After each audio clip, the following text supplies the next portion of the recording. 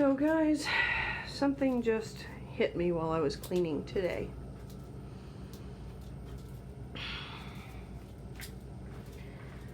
We've talked on the Tumblr page and a couple other places about the habits of professional pigeon breeders raising birds by the hundreds and thousands. Pretty much every breeder that does this is in the 50 to 90-year-old demographic, most of them being white men. I'm a little bit concerned since the people most likely to be affected by this outbreak are that age, that there might be an overwhelming number of pigeons that suddenly need a place to live after the death of their owner, or the hospitalization, or doctor's orders to cease interacting with them. And there are not many pigeon shelters. I'm only set up with 4 quarantine spaces at any given time. I have been thinking about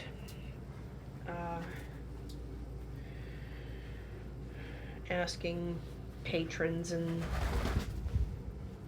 other supporters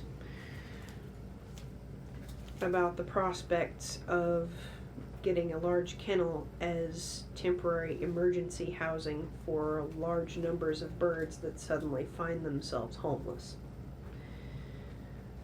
I was expecting to plan for this in the distant future, but I may not have the option to wait that long. The local birds may not have the option for me to wait that long. As far as I know, I'm the only pigeon-specific shelter that exists. Palomacy is a branch of the Meekaboo shelter for parrots, so I don't consider them a pigeon-specific shelter.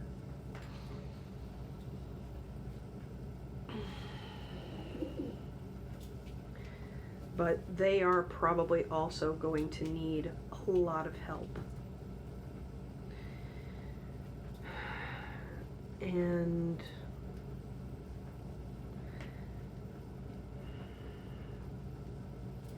things for pigeon rescue may end up getting about as dire as things for dog rescue. Shelters are having to shut down. They're having to limit their transports. It's making it hard to adopt animals out. There is going to be an increase in surrenders as pets lose their families.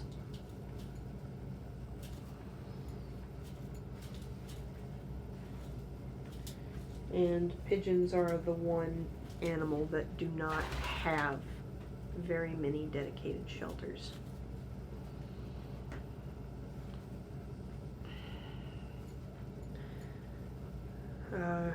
Tractor Supply carries some kennels that would work for emergency housing,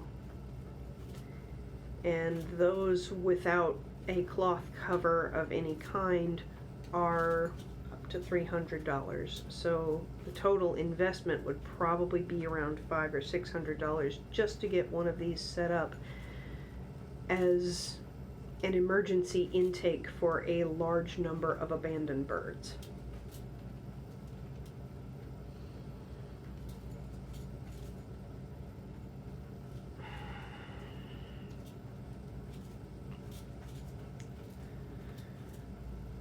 And I'm right now at the physical limit of what I can deal with, so I would also have to try and find a way to organize volunteers if things happened that required me to bring in more than I can handle by myself. I have done a lot of rescue work out of my home with a lot of different species, and I have learned from the mistakes that I made in my youth, between my teens and in my 20s. I had a very bad habit of taking on more than I could chew because I never had the heart to turn anything away. If it was in my knowledge base, I had the space to tend it, I would bring it in. And even if I didn't have the space, I had a bad habit of making the space. And as admirable as that sounds, it's potentially detrimental, because when you take on more than you can manage, the quality of care for each individual decreases. So the thing I want to do, I absolutely physically cannot alone.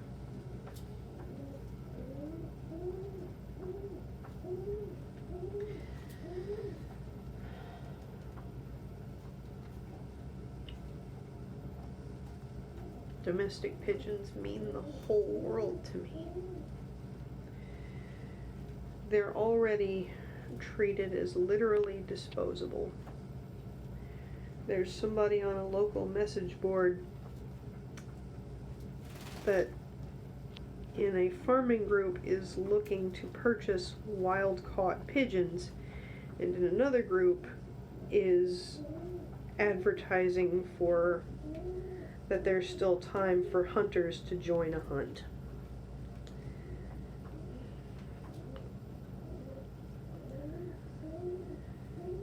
That they have to pay $400 to $500 per person with the license to wield a gun. So I know where those birds are going. And there's no way for me to ask that I at least take in what anybody decides to not eat or to not finish off.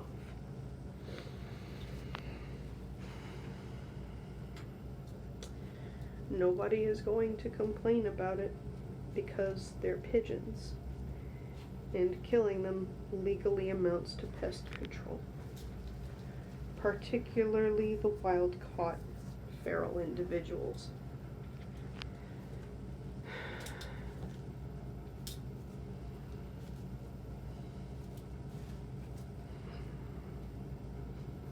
I'm very, very small. I don't have a lot of physical space. I don't have a lot of strength or physical energy. I see the potential for a very, very big problem on the horizon, and I don't know what to do to provide as much help as possible without lowering the quality of life for everybody who lives here. So, dear subscribers and followers, what are your thoughts?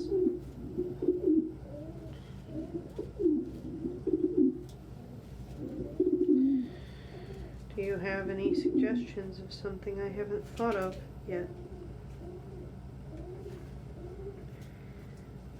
Most of you are across the country from me, and there's only so much help that monetary donations can be.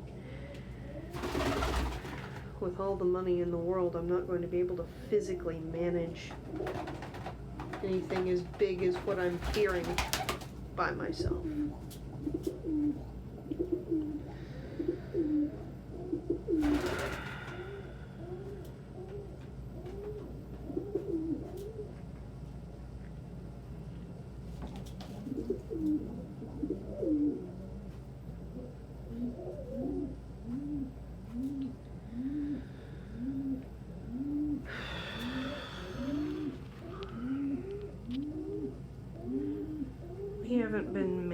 into quarantine yet.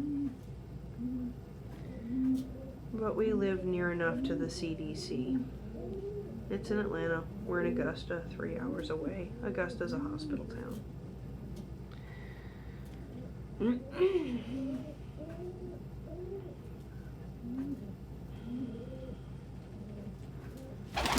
Businesses considered to be non-essential are closing. So far, thank God, Tractor Supply is not considered to be a non-essential business. This is an agrarian town. A lot of us have livestock we need to feed.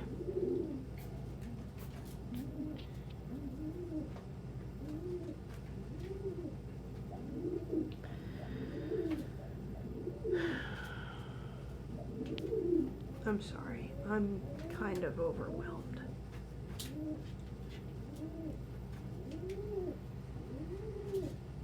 There's so much that I want to be able to do, and I'm limited by what I physically can.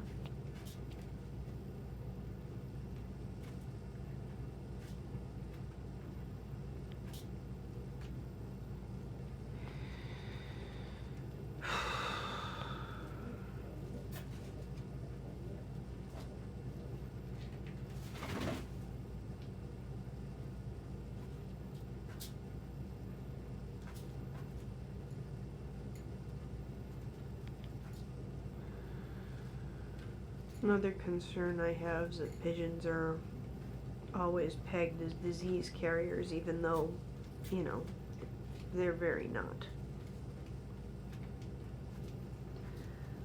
Very few zoonotic diseases can even survive in a pigeon. They have a body temperature of 107 degrees.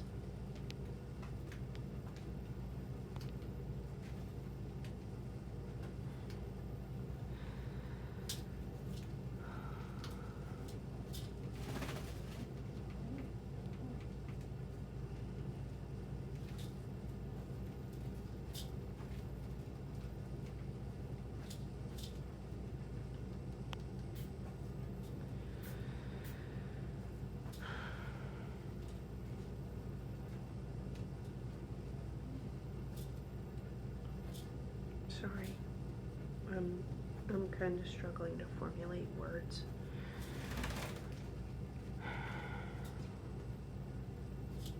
I'm not even sure what I need to get across, really.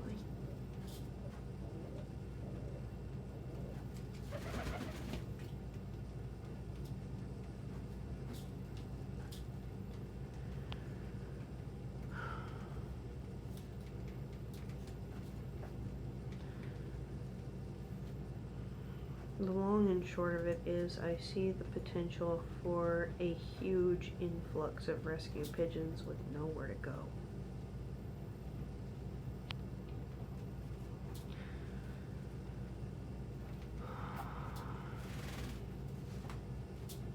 I see the potential for part of that problem being the tragic losses of their caretakers.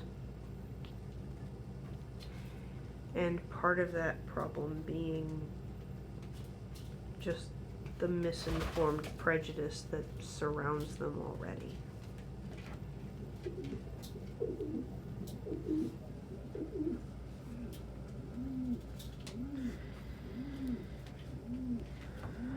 I'm okay when I have a plan.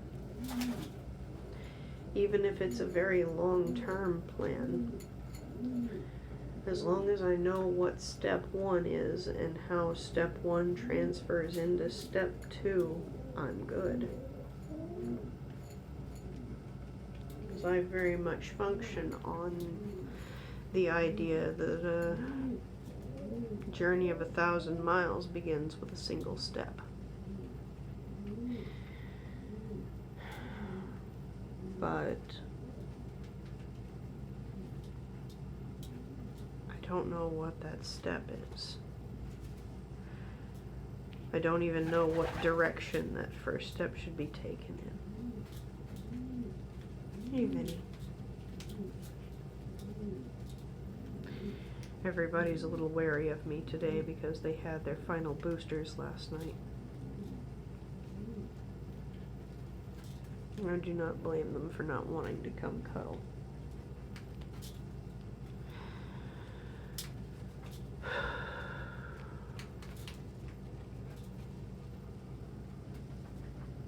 Hey, Vinny.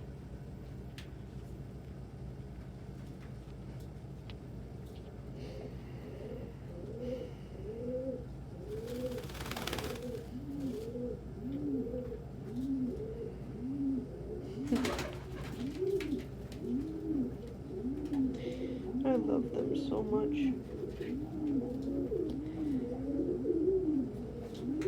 Last night, my dear Moirail and I held him down and put a needle in his neck, and he is still comfortable getting this close to me.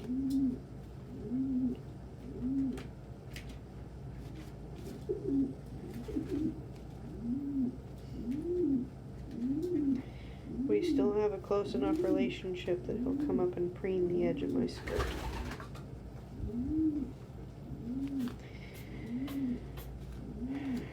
And that's honestly just pigeons being pigeons. They deserve so much better than they get.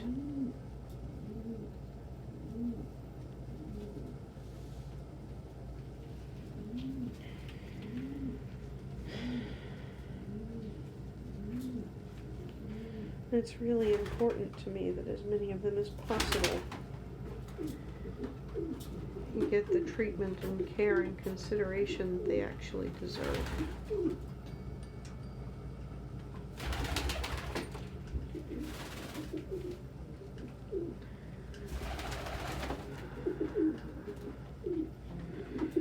The question nagging me now is, how? Where do I even start?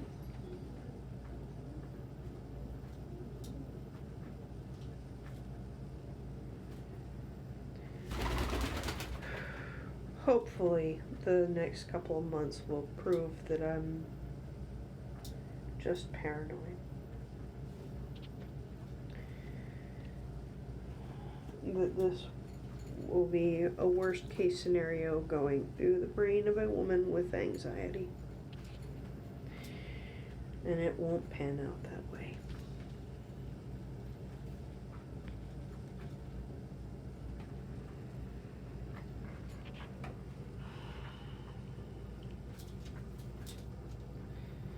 But I still want to be prepared to do what I can for as many as I can.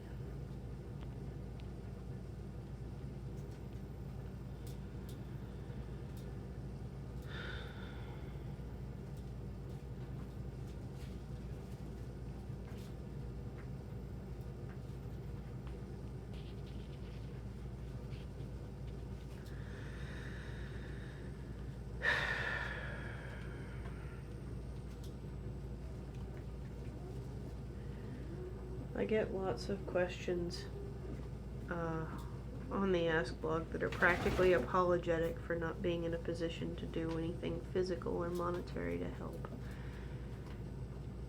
And my darling sweethearts, God bless you if you're in that position and still that concerned. But honestly, the most important thing that you can do to help pigeons does not involve physical or monetary donations or effort.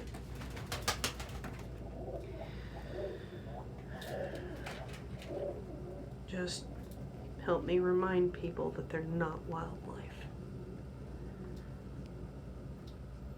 We've forgotten that they're domesticated.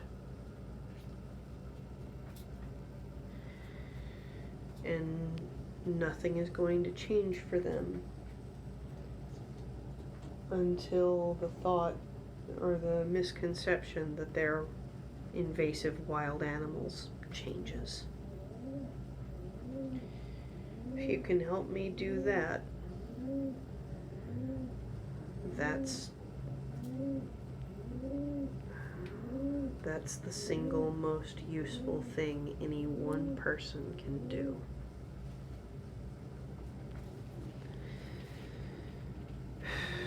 I'm sorry this one was such a downer. It's been It hit me kind of hard, honestly. Hello, hello, bird. You found me.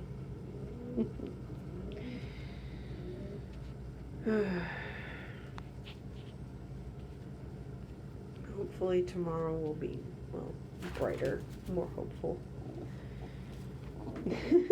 Hello, Pippin. Oh, I know, he's a good boy.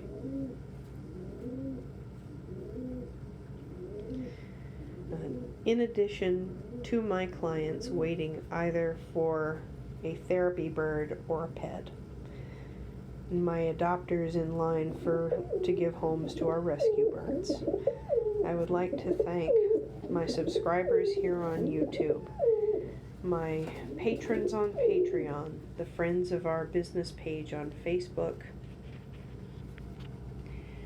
our followers on Tumblr, Instagram, and Twitter for your contributions, both monetary and intellectual, that keep this project running and help it grow and develop. We could not do half of this without you. And you have no idea how grateful we are to